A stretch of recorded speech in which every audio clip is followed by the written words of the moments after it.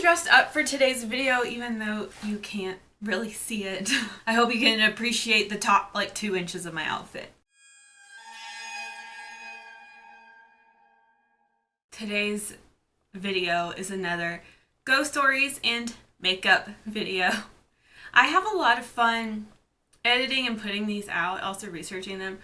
I'm not sure how long I'm going to do them specifically focused on Alabama because I'm running kind of dry. I'm gonna try to collect stories from people I know, but I might just expand to general ghost stories. So what I do in these videos is I just do my makeup and tell you a few ghost stories I have found from the state of Alabama, which is the state in which I currently live. This was inspired by Bailey Sarian's channel. However, I also found out that Robert Welch's channel is a thing where he actually does ghost stories and makeup as well. So no copying was intended there, and now I'm a big fan of his channel, so check both of them out. I've also discovered in more recent research that since Reddit, the paranormal sub on Reddit was a big source for me, and apparently you can't just like take them off Reddit and share them. You have to have permission from the OP.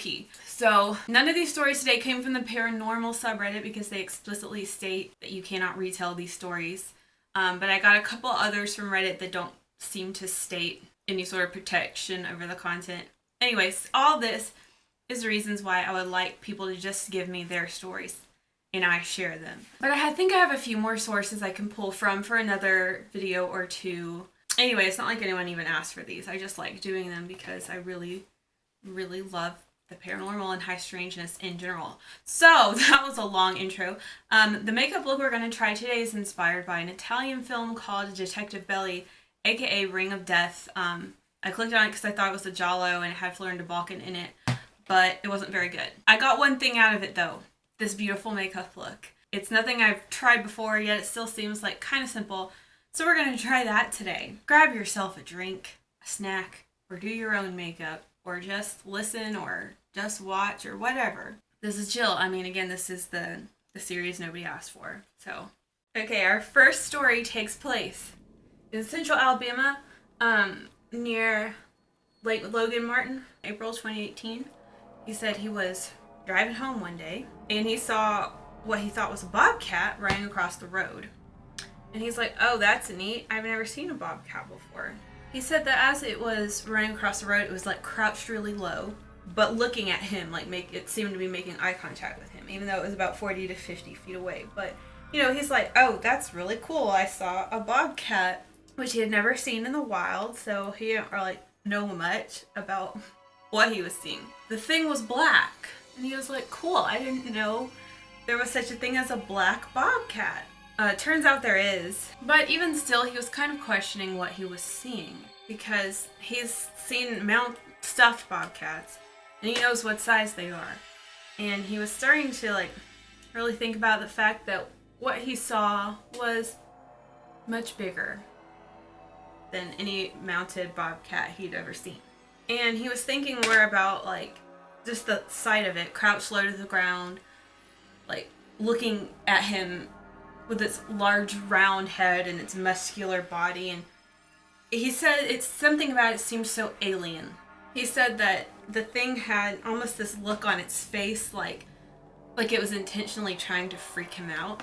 He says that as time went on, he became convinced that what he saw was not a bobcat at all, but a black panther.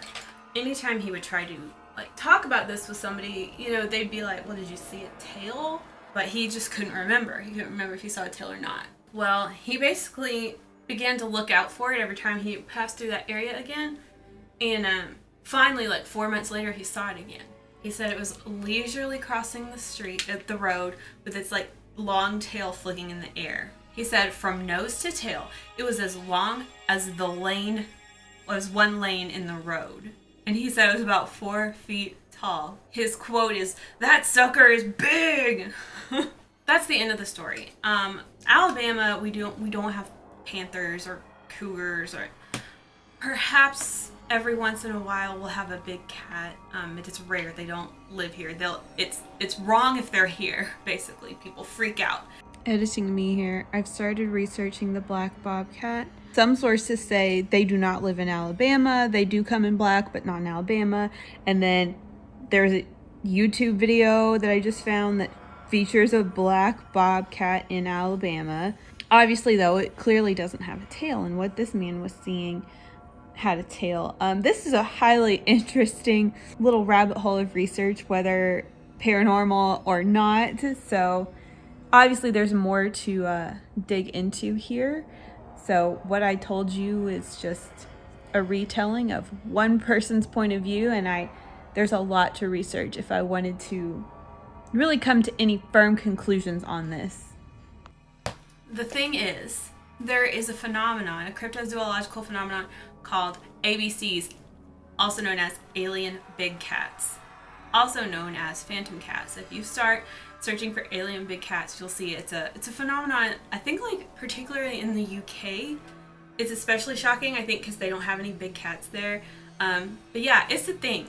And, like, I don't know if this is a cryptid or if this is like a scientific phenomenon. Oh yeah, and this guy says he's now a little bit scared every time he goes outside. He does have another story, though. He shared this in the comments of his original post. Now, this post came from The Truth Is Here. It's a subreddit. The Truth Is Here. He said that his son, who stays at their lake house, this is still in Alabama, saw a cougar. Just like a regular colored cougar, you know, tan, whatever.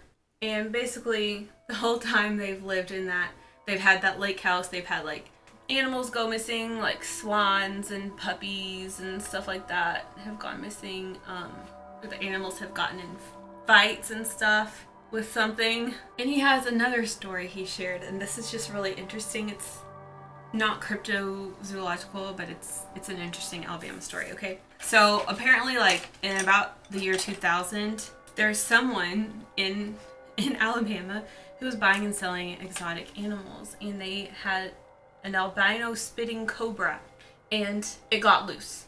He lived in Moody, Alabama, which is near Birmingham. And when this cobra got loose, it was like on the news every day for like 2 weeks, and they did searches and stuff. Oh, that would be so great. I was in Alabama at that time, but I was like 12 and not in that area. He said that every night they would watch the news to see if the cobra had been caught yet. And there would be like lots of leads, like lots of sightings. Lots of people are like, I saw it here, I saw it here. And one of the leads said that the snake had been spotted at Lake Logan Martin, which was about 30 miles from Moody. So they were like, there's no way. Like, yeah, right. That this is our hero speaking. Again, they live on Lake Logan Martin, or they at least have a lake house there, so they're there at this time. So a few days later, the fam is out at the lake fishing, like cooking out, whatever, having a good time. You know, one of his family members brought a gun because of water moccasins. And after lunch, they saw a snake swimming in the water, like towards their dogs that were playing in the water, I guess. And the snake was about 5 feet long. And one of his family members like goes right up onto the pier and shoots it. Just has made an excellent shot it. Boom. It sunk into the water, but he said, our hero says that it was white and it had like no pattern, no other markings or anything, so he's like pretty positive it is the albino spitting cobra. He said it swam about 3 times faster than any water moccasin could have swam, and whatever. He is completely convinced that that's the missing snake. But apparently he didn't call the news about it, like, because it had sunk into the water and he was not going to risk getting near it. His guess is the closest anti-venom would have probably been over in Atlanta, and he was just like, you know, just no. So that's a pretty cool story. I would say not paranormal, but also, how did the snake travel 30 miles? That's a little paranormal, don't you think? Editing me here. I can't find any sources that state this was an albino spitting cobra. Everything I have seen looks like it's just a regular spitting cobra, which I think is black. It was an African spitting cobra, however. Regardless, this guy did see a white snake, which is rare. So it could, apparently water moccasins can come in albino form. I don't know about in my region, but this is still an interesting story because he did see a super fast, large white snake. Also, apparently, the spitting cobra from 2001 has never been caught. And I found this like event that was scheduled for June, hunt for the moody spitting cobra. June 26, 2021. I think this is a joke. People are still talking about it today, 20 years later. Okay, all three of those little anecdotes are all from the same guy, again, on The Truth Is Here on Reddit. This next story comes from crawler sightings on Reddit. I feel like I need to say a thing about crawlers. They're like these white skinny things. It's a cryptid that I don't know. At first, I didn't really think it would be like a species. I just thought it was like the way that some sort of entity chose to present itself. But the fact that there's like a full sub for it now and like a bunch of people are seeing the crawler, I don't really know what to think. Some of these things just sound so ludicrous. You know, like the black-eyed kids or whatever. And I'm like, or the flannel man. I'm like, is this really a thing? But I guess it is. And even if these are fiction or whatever, it's still a terrifying thought. So I'm fairly new to the crawler and understanding the crawler, but it's like a white humanoid creepy thing, which is creepy. And I'm not sure how the crawler is different from the rake. Again, sometimes they all just seem like creepypasta, but maybe not. Okay, so the person that wrote this, they're just very direct. They don't use a lot of like flowery language or anything. They're just like, hey, so this is what I saw. This is in Alabama in an undisclosed location. Okay, so I think this is a girl. She got into an argument with her mom one night, and she left the house to go on a walk. It's night, they're in the woods, and there's also a swampy area. Our hero says she was just like listening to music while she's walking, and she felt like something was watching her. She was like, it's so weird because like nobody is out here. Nobody comes out here. She says she looked over in the direction, I guess, that she felt like she was being watched from, and that's when she saw it. She said it was something huge, hunched over, pale, and so skinny that you could see its rib cage. She said that its face looked like a mask. She said like it wasn't a mask.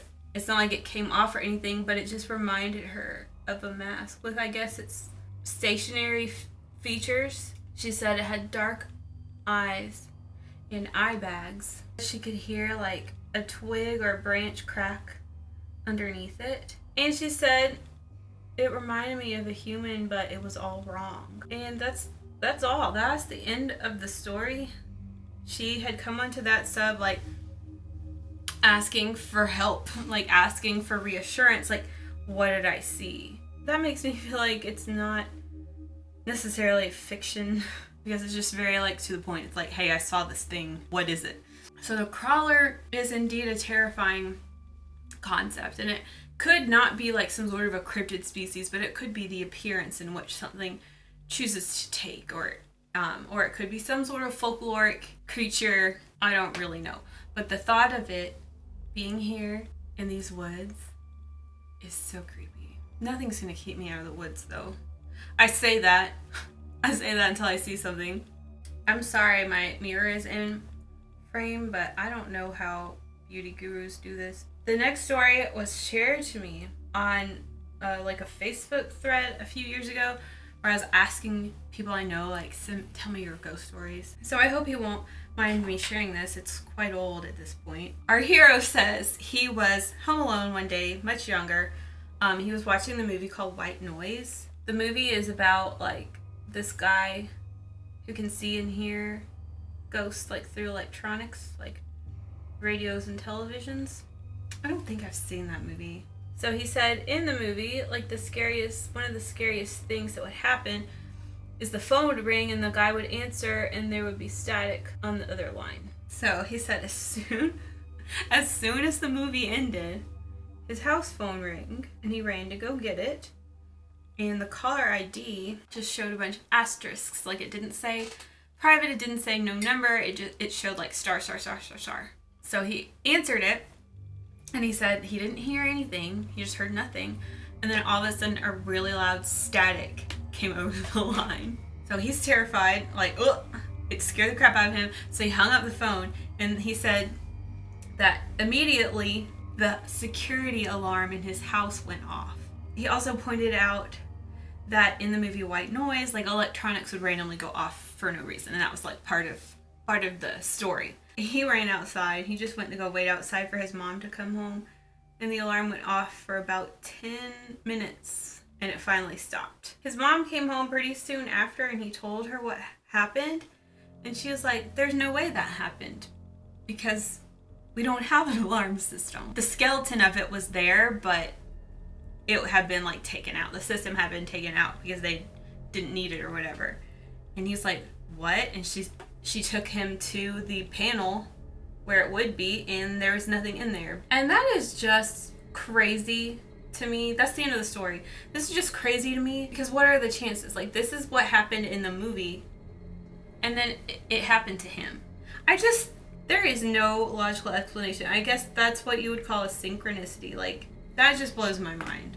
I would be so freaked out. It's one thing for something to happen, like something weird to happen while you're watching a movie, but when the thing that happens in the movie is happening to you at the same time, that's odd. I think about when I was watching the movie It Follows. I was home alone. I was in my bedroom watching It Follows, which I mean probably isn't particularly scary. I don't remember, but my fan turned on by itself. I was watching a scary movie, and my cat wouldn't come into the bedroom. Like, she would stand outside and was staring and wouldn't come in. I got a little freaked out. But this phone call alarm system thing, that's like a whole new level.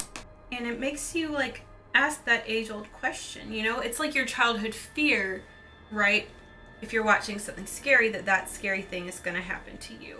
And a lot of people think that, like, if you watch ghost shows or, you know, paranormal content, that it's going to attract it to you. I haven't really found that to be the case with me, but like with this guy, kind of seems like it. Hey, I'm really starting to look like that girl. Okay, moving on. I have a few stories that are just gonna come out of my dome piece. My university that I went to has a lot of ghost stories. Like the classic ones, you know, like the historical ones, which I'm not gonna tell you because I don't want to like flat out tell you where I went. But I have a few like first-hand stories that I would like to share. So one of my sorority sisters, the way I met her, okay, we lived in this dorm that was like super haunted.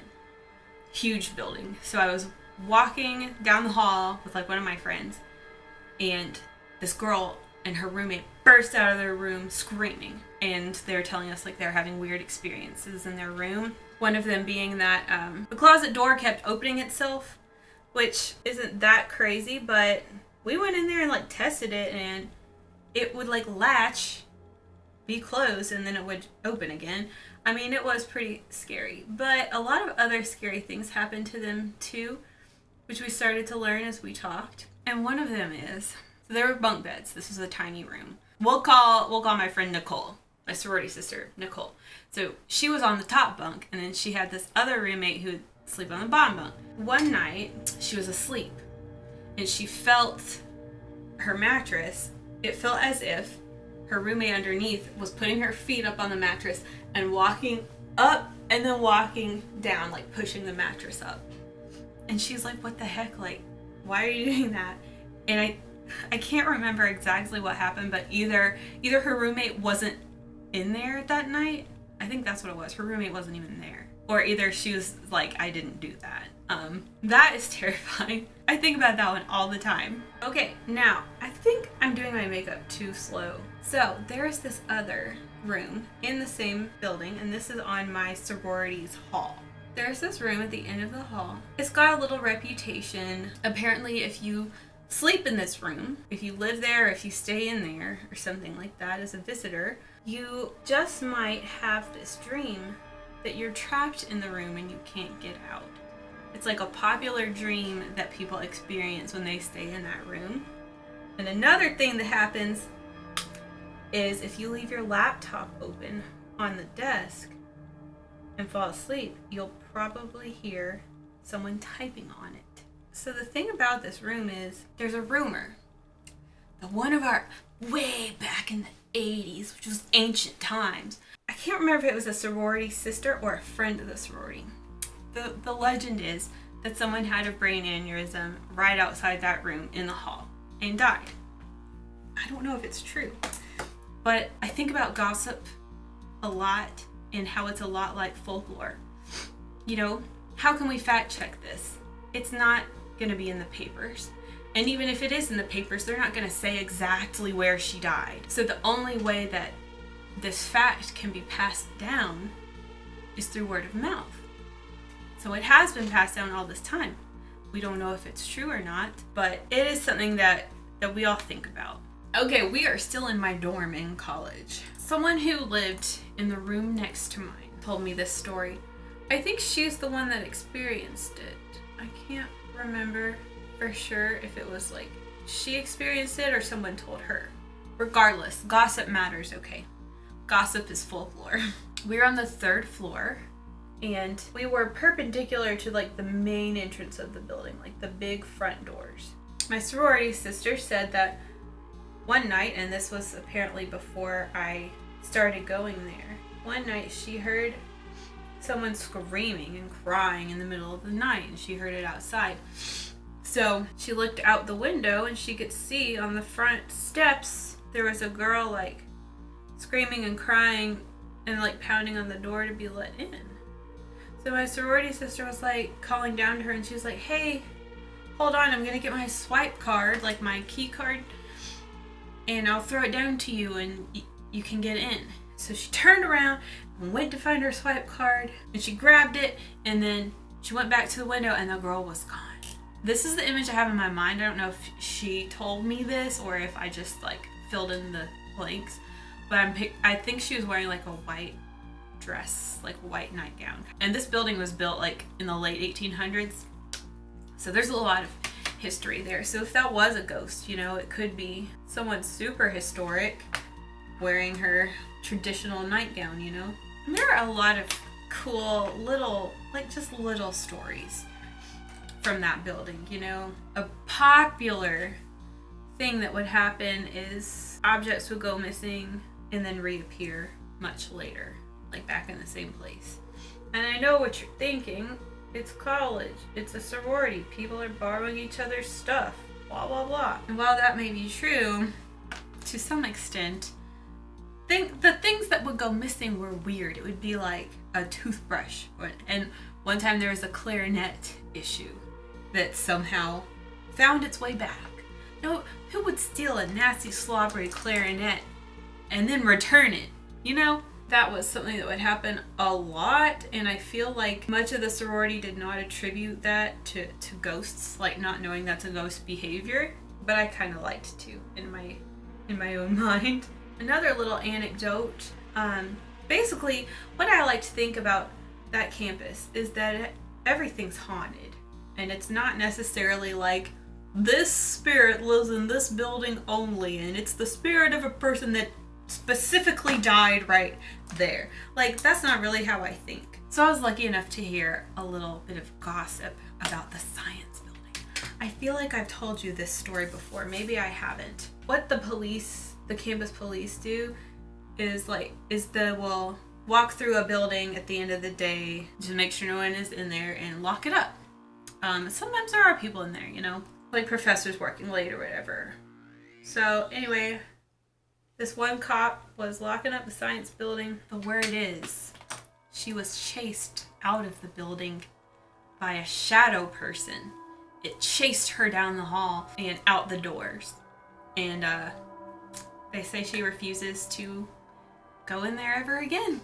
Also, in that same building, I heard once that one of our maintenance personnel were in there working late, and they were like convinced somebody is in here. Somebody else is in here with me. And he kept like walking the building, like trying to find them, trying to tell them they have to leave. And he just couldn't find them. But it was to the point that he stood where he could like see the exit. And he stood in front of one exit and he could see the other exit. And he called the campus police like, you have to come find this person. There's somebody in here. And of course, there's nobody in there, right? Love that. The science building is not that old, right? And I hate that, like, that's what people use as an explanation, like whether a building's haunted, like whether it's old or not. There's so much more to it, I think. Okay, moving on. I was a student worker on campus, so that's like part of why I have all this inside gossip. So, pest control was doing a job in the cafeteria on campus. He had a big gas machine. I don't know what you call it. You plugged it in, it fogs. It's a fogger. So a big fogging machine. I don't know. You plug it in and then you like go around the building with it. The caf was closed. This was like summer break or winter break or something. And he said he was in there doing the stuff. He has like a mask and a suit on and fogging. And suddenly the machine turned off. As he glanced over, he saw the cord flying out of the wall, and it slammed up against like some of the metal calf appliances. So it slammed up against that and then fell on the floor. It wasn't an electrical, like it wasn't a spark that forced it out of the wall, and there was nobody there. I mean, what do? You just plug it back in and you keep going. But he later brought it up to the cafeteria staff, apparently. And they're like, oh, yeah, the ghosts, like sometimes you have to tell them to stop. Oh, I forgot one back from my dorm. Okay, when I was doing sorority recruitment, you're supposed to like talk about happy things like, so what are you gonna major in, blah, blah, blah. But somehow I accidentally got onto the subject of ghosts with one of the recruits. And she was telling me a story that one night she was in her dorm and she heard crying. Like she heard somebody was walking around the hall crying. And she's like, I'm going to go out there and, ask her if she's okay. And she goes out there and there's nobody there, right? She could still hear the crying. Not only that, she could hear the crying moving. Like the crying is going down the hall. But there's nobody there. That is just terrifying. Like, you can't make this up. Where would you get this idea? Okay, I have really drug out this actually pretty simple makeup. I've made it last for so long. So I'm gonna leave you with one more little tale. There's this building on campus that once was a residence a long time ago. It's a very old building. Most of the time it's unoccupied. There's not like an office in it or anything. It's just like decorative. Just a historical home on campus. So the legend is that if you go up to this door and you knock and you ask the resident ghost to let you in, the legend is that the door will unlock. I have tried this myself, but did not get results. However, other people have told me they did get results. But somebody told me that they're kind of like sensitive to the paranormal. She said when she first came onto campus and she walked past that building, she broke down hysterically because she could feel something was inside. She said that apparently if a spirit notices that she is nearby, and they can tell that she can sense them. So they'll either turn up their energy or they'll turn it down in response to her. So whatever was in this house turned itself up really intensely, and she could perceive him and just like freaked out. And she said like later, after she calmed down, she went back to see if she could like pick anything up. And she said that time when she went back to the house, it turned itself down so far that she couldn't even sense it. And she says it takes a very powerful spirit to do that, so she just stayed away from the house from then on, just because she didn't know it was in there. There have been a lot of little legends about that house. The popular consensus is that a very bad ghost haunts it, but I don't know. I can't say for sure. Well, I hope this one went well. I ended up rambling a lot out of my own memories today. I would love to create a little bit more of an atmosphere instead of acting like I'm gossiping with you. Like maybe I can sort of narrate. I don't know. I don't know where I want to go with this, but I am taking submissions. If you have a ghost story, I don't care where you live, just tell me, okay? Because I do want to expand this out eventually. I think the makeup went pretty well. They were a little extra in the 70s, especially if you're like a glamorous model. You just had on a bunch of black eye makeup. But I'm here for it. That concludes this edition of Paranormal Alabama and Makeup. I do hope you had a spooky time, and I hope you will join me again. If you are further interested in my thoughts on the paranormal, I do keep a paranormal blog for tnt.wordpress.com. Feel free to check it out. It's mostly just random thoughts on things of a paranormal or high strangeness nature, but I've put a lot of soul into it, so it's very special to me. Have a pleasant evening, and don't forget to check under your bed. Bye.